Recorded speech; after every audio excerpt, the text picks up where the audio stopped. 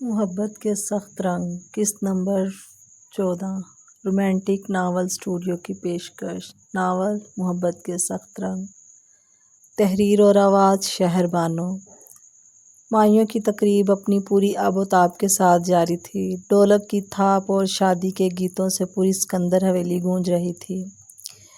پیلے جوڑے میں ملبوس حورین جس کے ہاتھوں میں شاہ میر کی پہنائی ہوئی ہری چوڑیاں کھنک رہی تھیں، شرمائے ہوئے چہرے کے ساتھ سب کے بیچ بیٹھی تھی، لیکن حویلی کے باہر کھڑی اس کالی گاڑی نے ماحول میں ایک عجیب سا سسپینس پیدا کر دیا تھا۔ گاڑی کا دروازہ کھلا اور اس میں سے ایک بوڑھا مگر انتہائی باوقار شخص باہر نکلا۔ اس کے ہاتھ میں ایک پرانی خاندانی ڈائری اور کچھ کاغذات تھے۔ جب وہ حویلی کے ہال میں داخل ہوا تو ڈھولک کی تھاپ اچانک رک گئی اور گانے والی عورتوں کی آوازیں تھم گئیں۔ شاہ میر جو دور کھڑا حورین کو ہی دیکھ رہا تھا، اس شخص کو دیکھتے ہی چونک اٹھا۔ اس کے چہرے پر حیرت کے ساتھ ساتھ غصے کے بادل چھا گئے۔ وہ کوئی اور نہیں، شاہ میر کے مرحوم والد کے سب سے قریبی دوست اور خاندانی وکیل مرزا صاحب تھے۔ مرزا صاحب آپ اور اس وقت؟ شاہ میر نے آگے بڑھ کر بھاری آواز میں پوچھا۔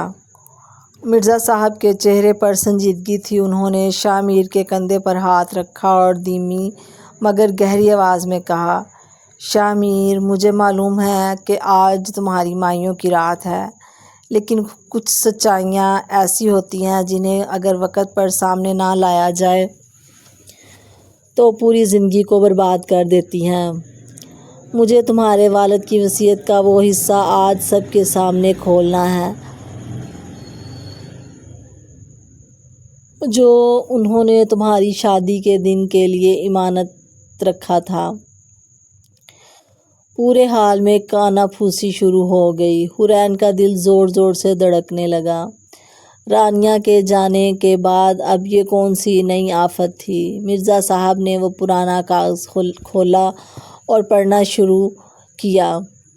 سکندر خاندان کی روایت کے مطابق شاہ میر سکندر جس لڑکی سے بھی شادی کرے گا وہ اس حویلی کی ملکہ تب ہی بن سکتی ہے جب وہ خاندانی خزانوں اور جائیداد کے نصف حصے کی حقدار بنے، لیکن اگر وہ لڑکی کسی دوسرے خاندان سے ہوگی تو شاہ میر کو شادی سے پہلے اپنے دادا کی اس شرط کو پورا کرنا ہوگا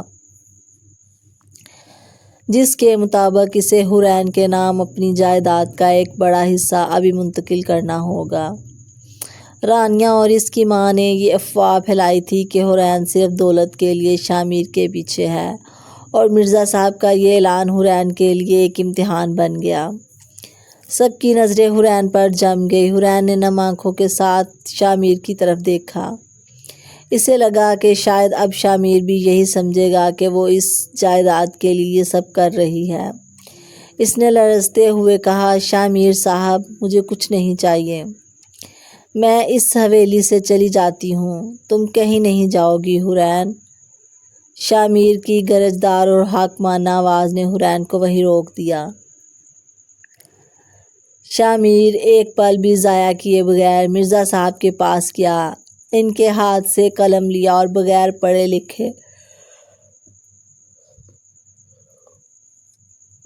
ان تمام کاغذات پر دستخط کر دیے، جس سے اس کی آدھی سے زیادہ جائیداد اور حویلی حورین کے نام ہو گئی۔ وہ سب کے سامنے تمام مہمانوں کی پرواہ کیے بغیر چلتا ہوا سیدھا مائیوں کے اسٹیج پر حورین کے پاس آیا۔ اس نے حورین کے دونوں کندھوں کو اپنے مضبوط ہاتھوں میں لیا اور اس کی جھکی ہوئی آنکھوں میں جھانکتے ہوئے بے حد پیار اور شدت سے بولا، شاہ میر کی جائیداد اور یہ حویلی، یہ میرا وجود، یہ سب تو بہت چھوٹی چیزیں ہیں حورین۔ میں تو اپنی جان بھی تمہارے نام کر چکا ہوں۔ لوگ سمجھتے ہیں تم اس جائیداد کی وجہ سے میری ہو، لیکن سچ تو یہ ہے کہ اس شاہ میر سکندر کی کل کائنات صرف تم ہو۔ شامیر نے سب کے سامنے حورین کے ہاتھ پر لگی مہندی کو چھوا اور نہایت نرمی سے اس کی ہتھیلی کو چوم لیا۔ حورین کی آنکھوں سے آنسو بہہ نکلے، لیکن یہ صدمے کے نہیں بلکہ شامیر کے اس لازوال اور بے پناہ پیار کے تھے جس نے اسے دنیا کی سب سے خوش قسمت لڑکی بنا دیا تھا۔ مہمانوں نے تالیاں بجانا شروع کر دی اور رانیہ کی آخری چال بھی الٹی پڑ گئی تھی۔ شامیر نے جائیداد حورین کے نام کر کے سب کے منہ تو بند کر دیے، لیکن کیا رانیہ اور عالیہ بیگم اس شکست کو اتنی آسانی سے ہضم کر لیں گی؟ کل صبح جب شادی کا باقاعدہ دن ہوگا تو کیا شامیر اور حورین کا نکاح خیر و عافیت سے مکمل ہو پائے گا؟